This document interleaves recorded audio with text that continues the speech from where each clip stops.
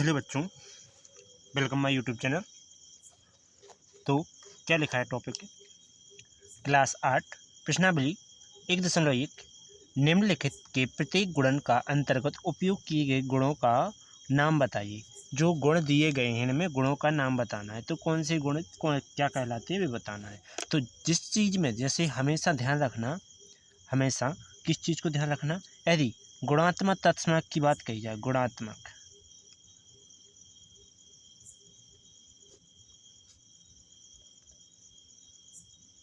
तत्समक, गुणात्मक तत्समक की बात कही जाए तो हमेशा ए बटे बी गुणा में एक होवे बराबर एक गुणा में ए बटे बी हो या बराबर में ए बटे बी आ जाए, इस प्रकार से टॉपिक आ जावे। ठीक, तो हमेशा उसके लिए क्या कहा जाता है?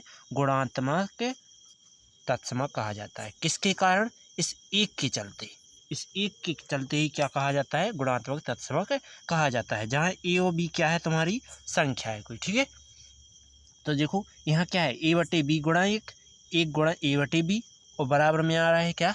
ए बटा बी। तो ये हमेशा एक के कारण क्या हो जाएगा? एक गुणात्मक तत्समक होगा। ठीक है, तो क्या लिखेंगे? यह है गुणात्मक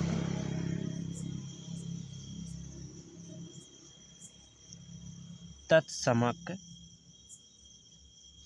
है। राइट, अब चलते हैं क्रमविमीय की ओर। तो इसके बारे में, क्रमविमीय के बारे में समझते हैं। क्रमविमीय नियम क्या कहता है? क्रमविमीय क्रमविमीय नियम कहता है, तो क्रमविमीय क्या में? देखो गुणा में, तो हमेशा ध्यान रखना ए गुणे बी बराबर बी गुणे ए लिखा हो तो हमेशा वो क्या होता है? क्रमविमीय नियम का पालन करता है। तो इसके लिए समझा जाए कि जे देखो ए है और जे बी है, फिर जे बी है और जे ए है, तो बीच में देखो दोनों में गुणा है, इक्वल है, तो सेम चीज़ आ रही, तो जे क्या होगा? क्रमविमीय होगा। तो इस सवाल में इसका आंसर क्या होगा? यह है गुण कौन सा होगा? क्रमविमीय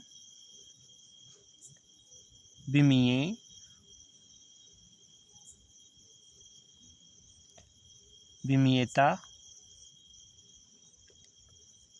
का गुण रखता है। राइट, अगला टॉपिक,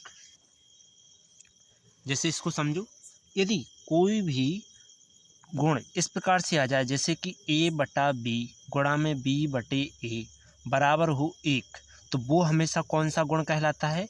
ये हमेशा गुण कहलाता है तुम्हारा कौन सा? हमेशा गुणात्मक प्रतिलोम। जो गुणा के रूप में है इसलिए गुणा, इसलिए क्या? गुणात्मक। गुणात्मक, लेकिन ये प्रतिलोम, अब प्रतिलोम किस लिए आ रहा है? प्रतिलोम बता रहे हैं ना, प्रतिलोम मतलब हमेशा जो चीज़ जे ए से ए कट जाएगा, बी से बी कट जाएगा, जो तुम्हारा क्या आएगा? एक के बराबर आएगा। जो भी तुम्हारा एक के बराबर आए वो क्या होगा? गुणात्मक प्रतिलोम होगा। तो इसमें देखो 19 से 19 कट जाने और 29 से 29 और माइनस से माइनस। ठीक, तो क्या आना है? एक ही आना है, तो अपन इसको लिख सकते हैं, यह क्या है? यह है गुणात्मक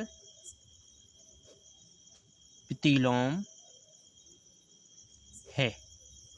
राइट, अगला बच्चों, अगला क्या लिखा हुआ है कि इसके बारे में समझना। जैसे इसके लिए दिया गया है तुम्हारे लिए, क्या दिया हुआ है?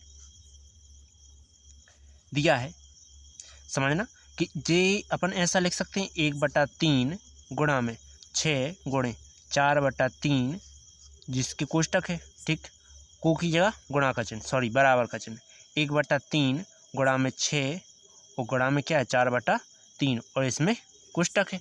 लेकिन अब क्या हम इसको ऐसा लिख सकते हैं? इसको पहले लिख दें 1/3 गुणा में 6 और गुणा 4/3 बराबर, इसको हम बाद में इस साइड लिख दें, तो 1/3 गुणा 6 गुणे 4/3 जी आएगा। तो तुम जानते हो कि साहचर्य नियम कहता है, क्या? साहचर्य नियम कहता है, क्या कहता है कि यदि ए गुणे बी गुणे सी हो और पहला और दूसरे का कोष्टक हो और ए गुणे बी गुणे सी हो दूसरे और तीसरे का कोष्टक में हो, तो जी क्या होता है, हमेशा साचार नियम कहलाता है। तो जी कैसे दिख रहा है, देखो ए बी और गुणा में सी, तो ए और बी का कोष्टक और सी और बी सी का कोष्टक, तो तुम्हें दिख रहा है कि ए और बी और सी, तो जी क्या आ रहा है, साचार नियम आएगा। तो अपन लिखेंगे ए है क्या है, गुणात्मक साचार, गुणात्मक साचार